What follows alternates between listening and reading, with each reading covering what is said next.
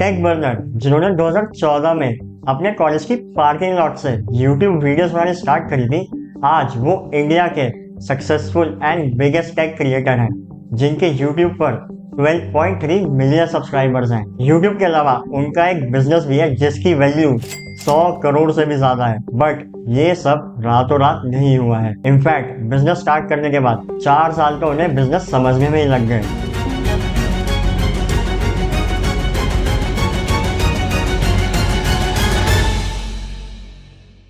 In today's video, we will discuss 3 points, जिसमें सबसे पहले हम अंडरस्टैंड करेंगे टेक बर्नर के क्या क्या बिजनेसेस हैं and what business strategy got him super success जो अदर यूट्यूब क्रिएटर्स नहीं कर पाए।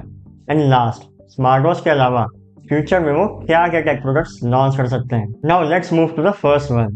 As of today Tech Burner के 3 बिजनेसेस हैं, mobile skins, clothing and smart watch. Talking about mobile skins, 2022 में उन्होंने अपना mobile skins brand Layers launch करा एंड विद इन 15 आवर्स उन्होंने 7000 यूनिट सेल करी, जिससे उनको 35 लाख का रेवेन्यू जनरेट हुआ। एंड विद इन 6 मंथ्स उन्होंने 75,000 यूनिट सेल करी एंड उनके एवरेज प्रोडक्ट की वैल्यू है 500 रुपीज, विच मीन्स उन्होंने 4 करोड़ का रेवेन्यू जनरेट करा। मोबाइल के अलावा उन्होंने लैपटॉप की स्किन्स भी लॉन्च करी एंड आज इस बिजनेस से उन्हें पर मंथ 1 करोड़ का रेवेन्यू जनरेट हो रहा है। Now let's move to clothing.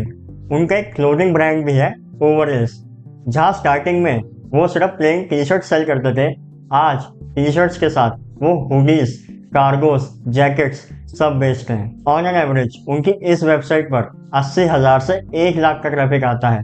सो अगर 5% लोग भी परचेज करते हैं तो उनको पर मंथ 1 से 1.5 करोड़ का रेवेन्यू जनरेट हो रहा होगा। Now let's move to smart watch.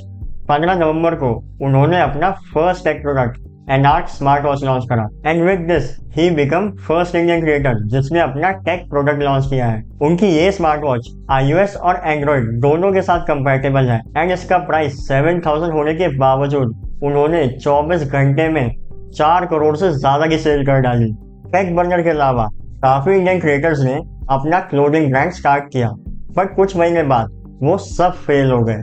तो टेक बर्नर ने ऐसा क्या डिफरेंट किया कि उनका ब्रांड इतना बड़ा बन गया? To understand this, let's first understand India's fashion industry. Let's divide this into 2 categories, traditional fashion and fast fashion. Remember, जब हम लोग छोटे थे हम अपने पेरेंट्स के साथ शॉपिंग पर जाते थे जब सीजन चेंज होता था।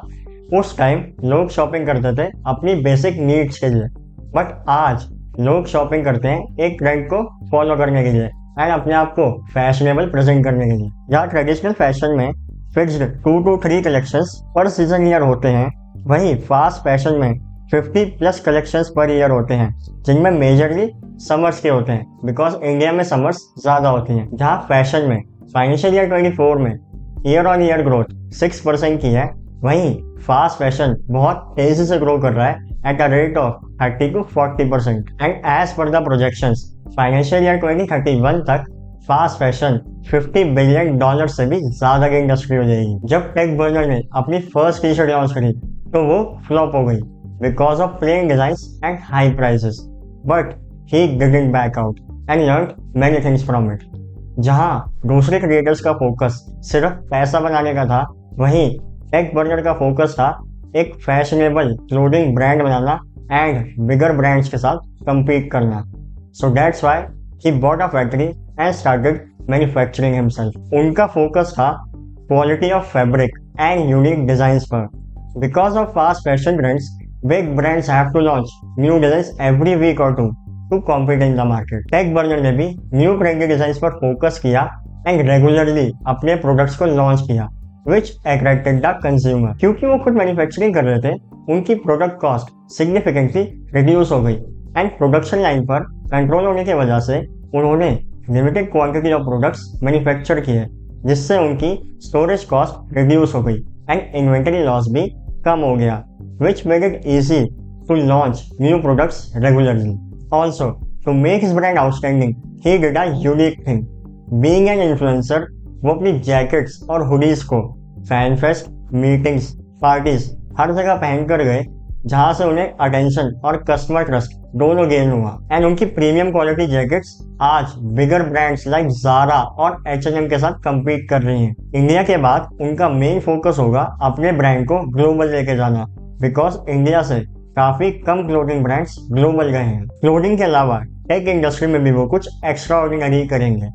इनफैक्ट जहां इंडिया की काफी बड़ी कंपनीज चाइना से स्मार्ट वॉच बाय करके इंडिया में एक्सक्लूसिव राइट्स पर बेचती हैं, वहीं उन्होंने अपनी पहली स्मार्ट वॉच ही खुद डिजाइन करी है एक लंदन बेस्ड कंपनी सेमियर पल्स के साथ, एंड उन्होंने उसको पेटेंट भी करा लिया है। स्मार्ट वॉच के बाद वो फ्यूचर में एक हेल्थ फिटनेस बैंड लॉन्च कर सकते हैं with all tracking sensors and health ratings to compete with Fitbit and Apple. अगर हम एक फिटनेस प्रोडक्ट बनाएंगे ना, तो मैं वो 3 महीने में नहीं बनाऊंगा, वो मैं 3 साल लगा के बनाऊंगा। और वो ऐसा प्रोडक्ट बनाऊंगा ना कि उस बैंड को पहनने के बाद आपको और कुछ ना करना। Along with building a brand, his main focus is on customer trust.